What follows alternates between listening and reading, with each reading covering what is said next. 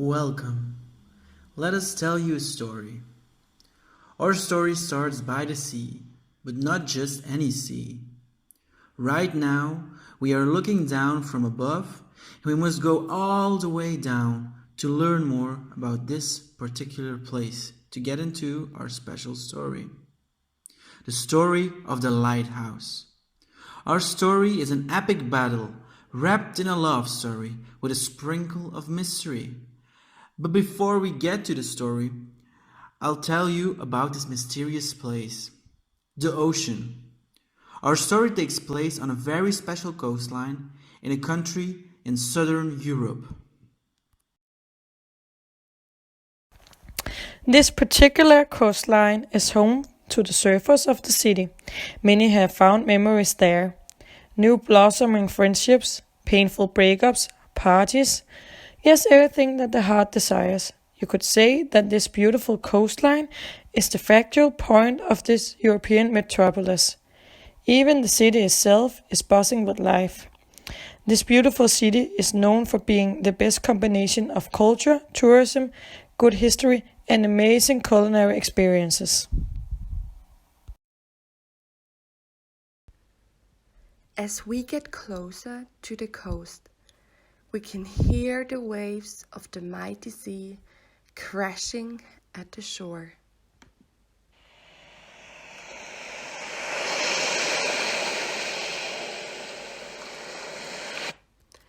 And there, a little to left, was a small white lighthouse.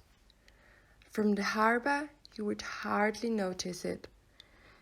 But if you squint your eyes, you could see the adorable lighthouse. The lighthouse has been part of the city since forever. It was survived wars, storms, floods, and much more. For many years, it was used for nothing, but now the lighthouse is home to the city's vulnerable youth who have some problems with school. The lighthouse is a preventive day service outside school hours that supports, stimulates, and strengthens the city's younger generation. Through individualized work, group, family, networking, and community.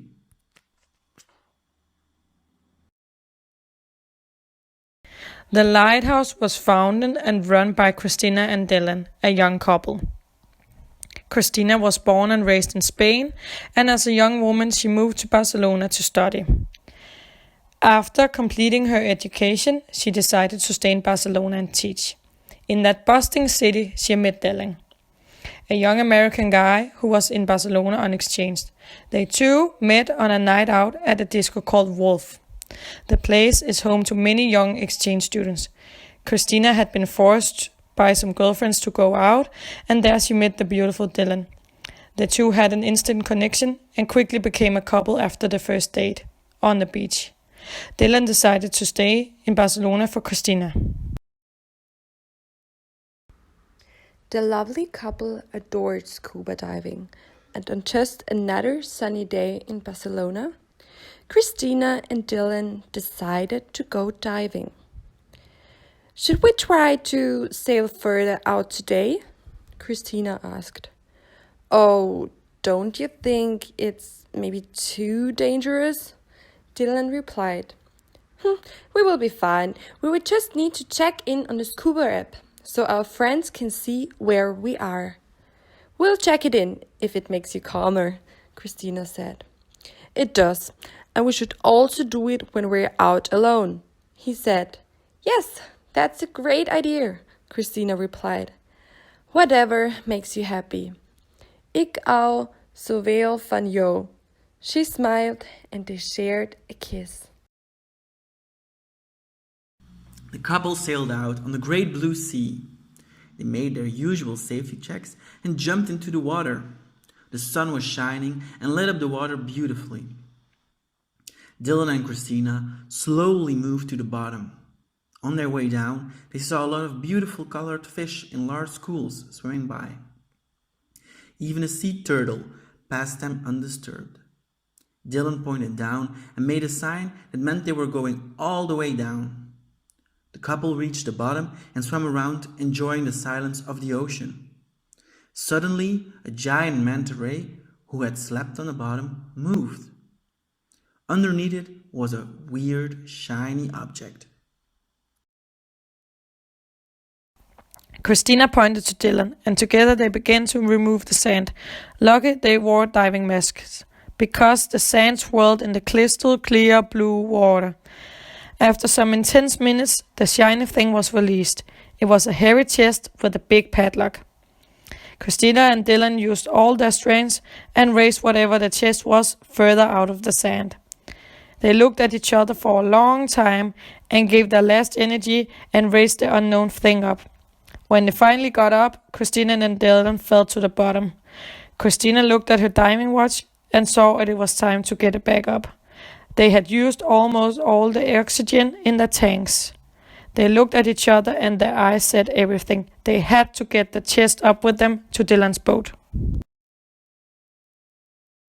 After some struggle, they got the big box up on the boat. Luckily, Dylan had an old toolbox on the boat. He quickly found a hammer and knocked the padlock off. Inside, there was a lot of sand. Christina scraped it away immediately. Underneath the sand was an old book, a few drawings, and a beautiful rustic compass. "It looks like a journal," said Dylan. He looked at Christina, who was strangely quiet about their discovery. "A penny for your thoughts?" he said. Christina looked at him with tears in eyes. "I think I've seen that necklace on the drawing before," she said. Ever since Christina was a little girl, she had always been fascinated by the history of adventurers. She had always felt a special kind of connection between her and the adventurous stories her grandmother had told her. It was as if they weren't fictional, but real. Maybe she was part of something bigger. Had her grandmother in fact been telling her true stories? Christina was confused. "I need to read that whole journal," she said, while looking at Dylan. "I think it has something to do with my grandmother." Dylan pulled her in and said, "Are you sure you're not mixing your grandmother's fictional stories with this one? We were in the water for a long time. Sit down and grab some food." Christina's voice changed. "I mean it, Dylan. I can feel it. It feels like we're connected. I think I was meant to find this box." Dylan could see that she was serious. Christina always had the same facial expression when she was serious about things. This was one of those moments. "Okay, honey, I believe you. Let's figure this out. But only after we get a cold beer. We both need that, don't we?" Christina nodded and kissed him. They went back to the port where some friends were awaiting them. They were laughing at Christina and Dylan's treasure and saying that it must have been easy to lift such an empty chest up like theirs. Christina replied, "After the deed is done, everybody knows how to do it," and it was something her grandma always used to say. On the other side of town lived a wealthy businessman named Donald.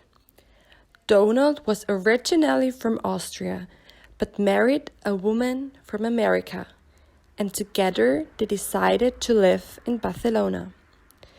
Ever since Donald was a boy, he has always been fascinated by skyscrapers. This fascination also became the foundation of his business.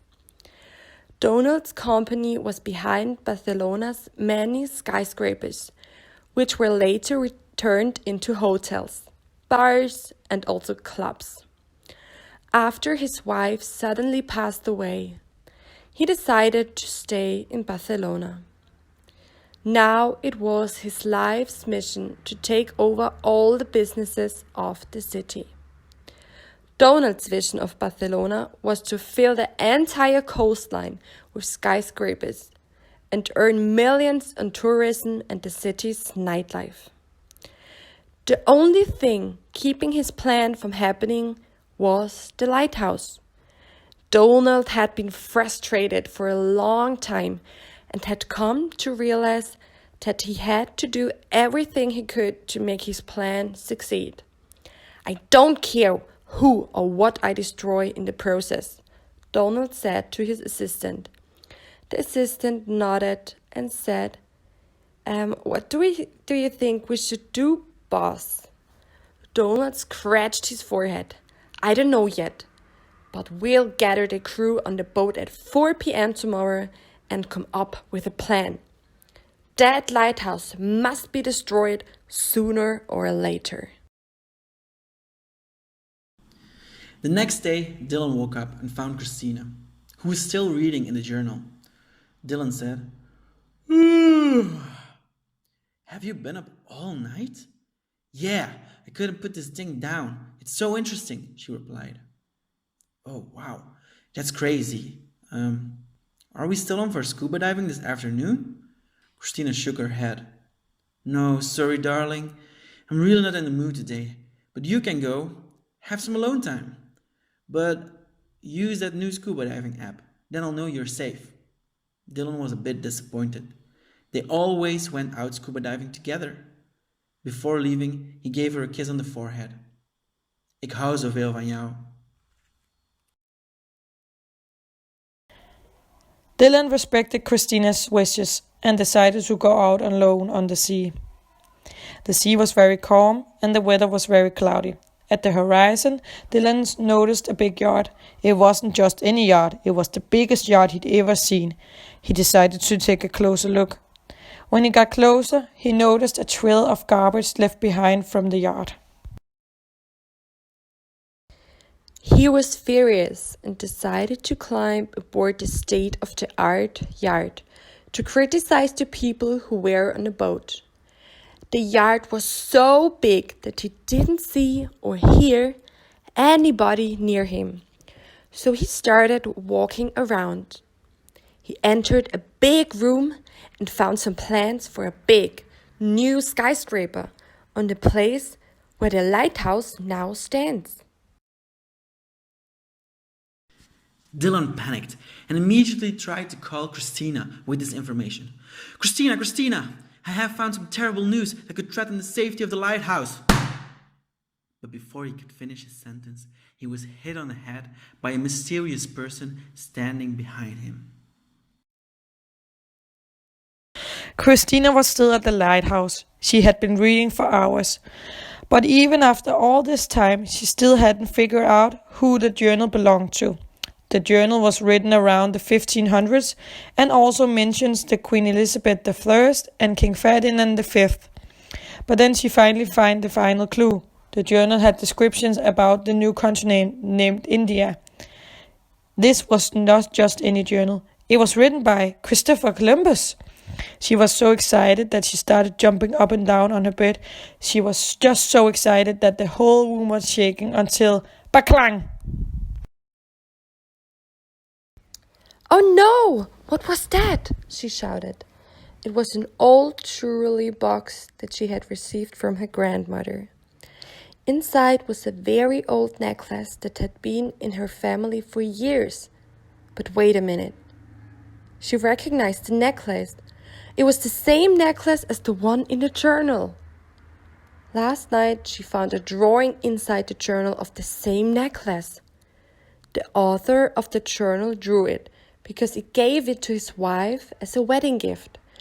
She immediately grabbed the necklace from the floor and inspected it very closely. On the back was an inscription. After the deed is done, everybody knows how to do it. Christina shouted, "Oh my God! This must mean that I'm related to Christopher Columbus." Christina was ecstatic until she heard her phone ring. Christina, I found some terrible news that could threaten the safety of the lighthouse. Christina's ecstasy turned to panic. She tried to call Dylan a few more times, but it seemed as if his phone was already turned off. She was scared until she remembered that Dylan probably used his scuba diving app. She checked out his latest location. Huh? That's weird. His latest location was on some big boat. What does this mean?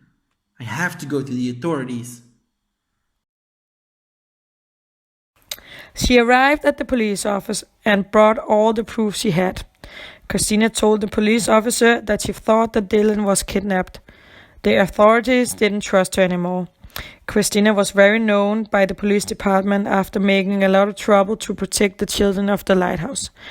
Christina was so mad that they refused to help her that she stormed out of the police station. But before closing the door, she overheard a police agent saying, "Why would that kid be on Donald's boat?" Donald's boat? Donald's boat? It can't be that skyscraper-loving millionaire Donald, right? But Christina had no other choice. That was the only clue she had, and she had to get Dylan back. And if the authorities aren't going to help her, she'll have to do it herself. What would Columbus do? Christina thought to herself. Christina decided to sneak into the biggest skyscraper on the coastline. She rushed by the security and went to check out every floor. In the basement of the skyscraper, she found a locked room with a small window. In the room was Dylan, locked up and hurt pretty bad. She started to cry and got so mad, but Dylan couldn't hear her. Christina was furious and wanted to go and confront Donald. She took an elevator and went looking for him on the top floor. She stormed into Donald's office and interrupted his meeting. "What do you think you're doing? Kidnapping my boyfriend? Destroying our lighthouse? What do you have to say for yourself?" Christina shouted. Donald replied, "I really have no clue what you are talking about, little girl. Could you guys maybe leave us alone? I want to talk to this troubled lady. Privately." Donald's crew left the room. Now, with all those people out of the room, I can finally be honest. I hate that stupid old lighthouse. It's so ugly, and I want it gone as soon as possible. My skyscrapers are so much better for tourists, for the city, and for me. Christina got so mad and replied, "But the lighthouse is a safe space for young and vulnerable children. It's too important to tear down." "Ha ha ha," Donald laughed. "That's what schools are for, little girl. What you're doing is so easy. We don't need you anymore, and that's why we're going to tear that place down." "No, that's not true. You're crazy. And what you did to Dylan? I saw him locked up downstairs," Donald replied. "He didn't do anything. He just knew too much. You're going to let him leave right now, or what?" Donald replied. "Or I'm going to release the recording of you saying that you hurt my boyfriend and you want to tear the lighthouse down," Christina said with a big smile on her face. "What?" Donald looked puzzled and mad. Finally, he informed his security to let Dylan go. "Pleasure doing business with you," Christina shouted before slamming the door of the meeting room behind her. Donald was screaming, "Ah, ich hasse dich!" Christina waited in the lobby for Dylan.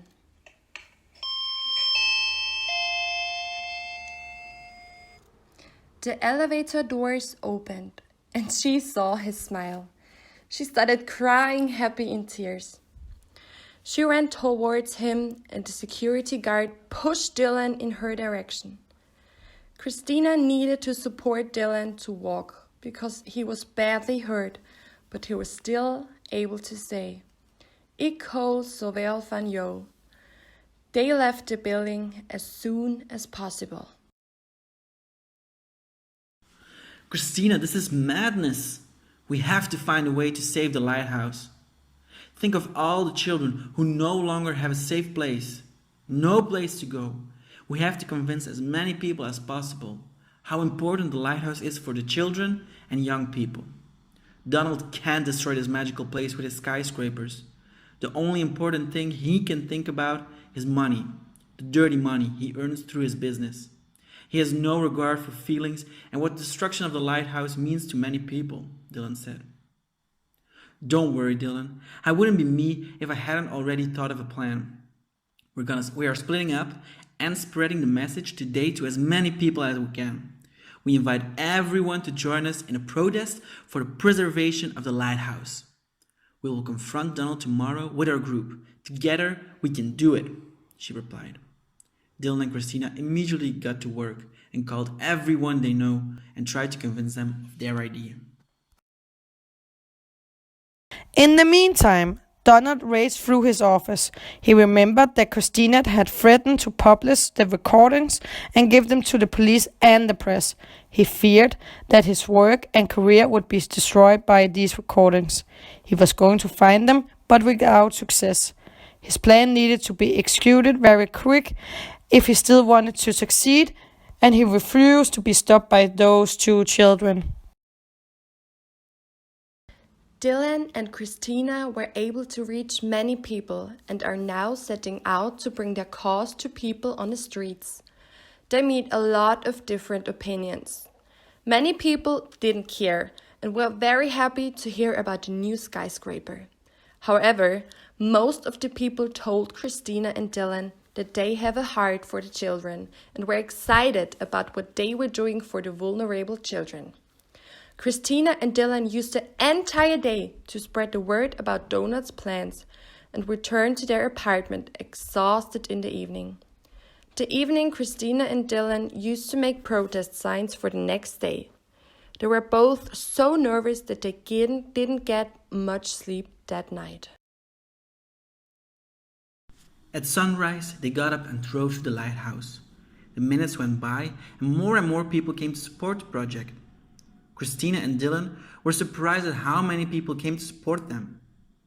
Everyone was armed with signs to make a clear statement.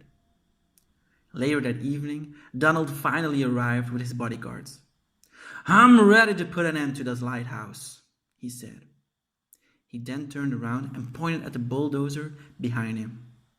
One of Donald's bodyguards pointed at the crowd standing in front of the lighthouse. Donald could not believe his eyes when he saw all those people. "Save the lighthouse! Save the kids!" the crowd yelled on repeat. You are very stupid if you think that you can stop us from tearing the lighthouse down. Skyscrapers are more important to this city than safety of a few children. It's so easy to keep kids safe. They don't need you or your lighthouse for that. The children are big enough that they can learn on their own in any other place. There's not much you two can do right now. Open your eyes and realize that the skyscraper is more important than your stupid lighthouse. Start the engines and take the building down, Donald yelled. Stop! You're wrong! What we do is not easy and it's very important to the city. It just looks easy because we've already done it. After the deed is done, everybody knows how to do it. But you can't do this. We are not moving from this spot, she replied. Christina and Dylan walked through the crowd and straight up to Donald. We know that the lighthouse is run down and in need of renovation. Our donations are no longer sufficient, but if we had someone to sponsor us, it could be saved. This place is very important to us, and we're not giving that easy. We are giving you a choice. Either you give us money to get the lighthouse back to its original glory, or you go to prison, Christina said. Remember, we have the tapes, and you will never find them without us. If we don't make this deal, we go to the police, and you are going to have a big problem. But by supporting the renovation of the lighthouse, you will also be in a good light, and we will not betray you. But if you turn against us, you will be exposed, Dylan continued. Donald got mad and said, "Oh no, ich hasse euch." He took a deep breath and then said, "Okay, you win. I'll support your lighthouse. But then you have to promise to destroy all those recordings. He looked at Christina, waiting for an answer. It's a deal, Christina replied. They gave each other a hand, and everyone cheered for the new deal. The protesting crowd, Dylan and Christina, cheered and jumped for joy. They managed to save the lighthouse. Soon afterwards, they got the money from Donald's company and could start the renovation work. For a whole month, they worked together with children at the lighthouse. The final result was clearly visible. They painted the walls blue like the ocean, planted flower beds in the garden, and developed great possibilities both in and outside the lighthouse to offer the children the best possible accommodation. In addition, they were able to afford some wonderful new materials to help the children learn. The lighthouse became a paradise for everyone, as they could have never imagined. A few months later, the lighthouse reopened. Christina and Dylan threw a huge opening party where everyone who wanted to come was welcome. The opening party was a huge success, and Christina and Dylan received donations from everyone who visited. Yes, even enough that they could safely keep the lighthouse open for generations to come. Donald never came to the reopening of the lighthouse. Christina thought that he maybe was too embarrassed by his action and he would not be put in a situation like that all over again. Later that evening, Christina received a call from the mayor of Barcelona. Christina, I'm just calling to congratulate you on this great project. You are a great addition to the city of Barcelona. And that's why I want to give you a medal for your efforts, he said. Christina could hardly believe it. If you're ever missing something, you just call. Otherwise, I will see you next week, he continued. Christina could hardly say anything, but finally said, "Oh, thank you very much, sir. I will. See you next week. And thank you again." The following week, Christina received the medal from the mayor in front of the Columbus statue. Christina looked at Dylan as she received the medal, and then she said, "After the deed is done, everybody knows how to do it." She winked at Dylan and then looked at the big statue. At that moment, she felt closer to Columbus than ever before.